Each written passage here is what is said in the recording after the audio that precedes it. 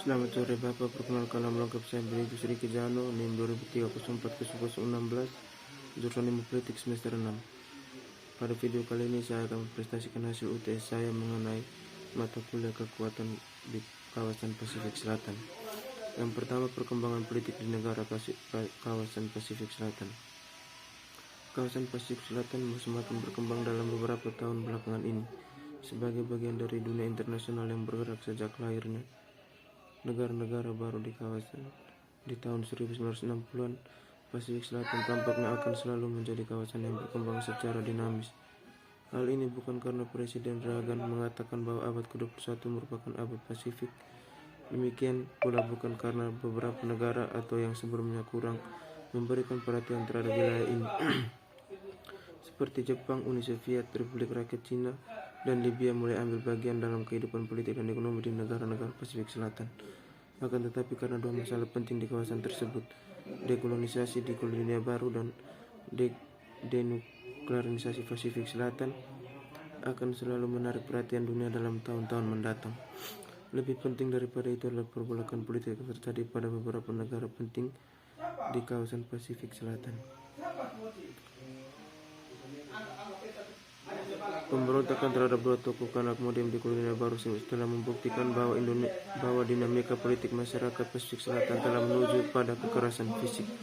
Peristiwa-peristiwa tersebut telah memecah dugaan sementara orang yang menganggap bahwa Pasifik Selatan adalah kawasan yang aman dan damai yang sering disebut sebagai lautan teduh. Yang kedua, bagaimana dinamika politik negara-negara yang memiliki pengaruh besar di kawasan Pasifik Selatan. Yang pertama Prancis, yang kedua Amerika dan Australia. Yang pertama Prancis. Setelah melepaskan Vanuatu, Prancis masih memiliki beberapa wilayah kekuasaan di Pasifik Selatan. Wilayah tersebut adalah kolonial baru, Polinesia, Prancis, serta Wallis. Futuna penyebab tertundanya kemerdekaan di wilayah-wilayah tersebut adalah karena masih adanya kepentingan Prancis dan keengganan masyarakat untuk lepas dari Prancis. Yang kedua Amerika Serikat. Amerika Serikat melakukan negosiasi kemerdekaan wilayah kolonialnya di Pasifik Selatan sampai lebih dari 20 tahun, yaitu dari tahun 1960-an sampai dengan tahun 1980-an. Perekonomian Kepulauan Mariana Utara bertumpu pada pariwisata. Selain dari bantuan ekonomi dari negara induknya, Amerika Serikat, industri pariwisata yang besar sehingga membuat penduduk yang menganggur berkurang. Pengunjung kepulauan ini kebanyakan berasal dari Jepang dan Korea. Pantainya yang jernih dan berpasir putih meninggalkan sejarah Perang Dunia Kedua.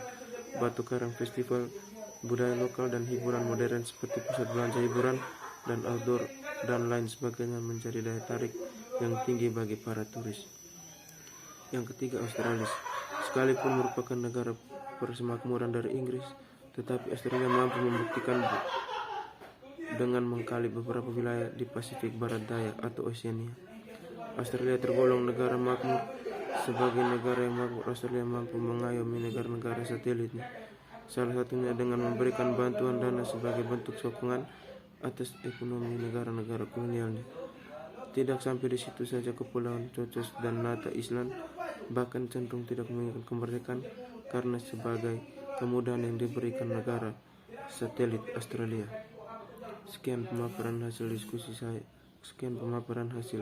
UTS saya mengenai mata kuliah kekuatan di kawasan Pasifik Selatan. Selamat sore.